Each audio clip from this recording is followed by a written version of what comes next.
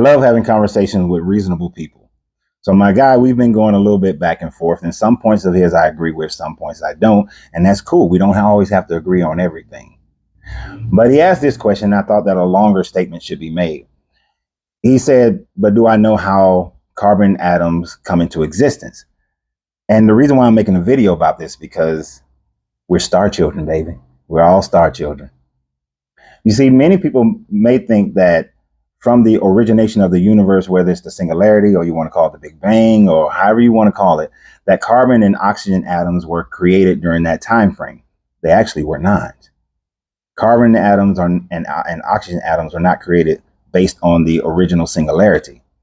But what you have is that you had a lot of large stars. When you have a large star, a big ass red giant, so to speak, that red giant or that large star has a short life.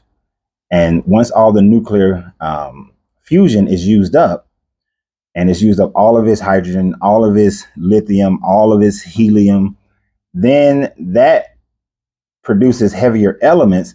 And in its explosion, it produces carbon and oxygen. And from that production of carbon and oxygen, life as we know it on this planet and possibly millions of other planets is then created. More than likely, trillions of other planets.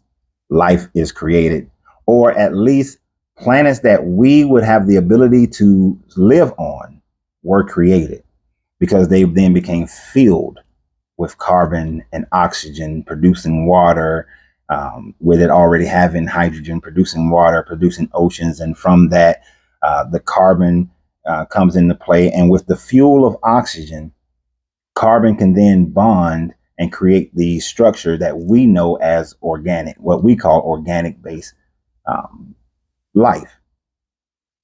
Could life exist as silicon based somewhere else? Could it exist as based on another product somewhere else, another element that we don't even know about? It's possible, but we ain't been there, so we don't know. We don't know.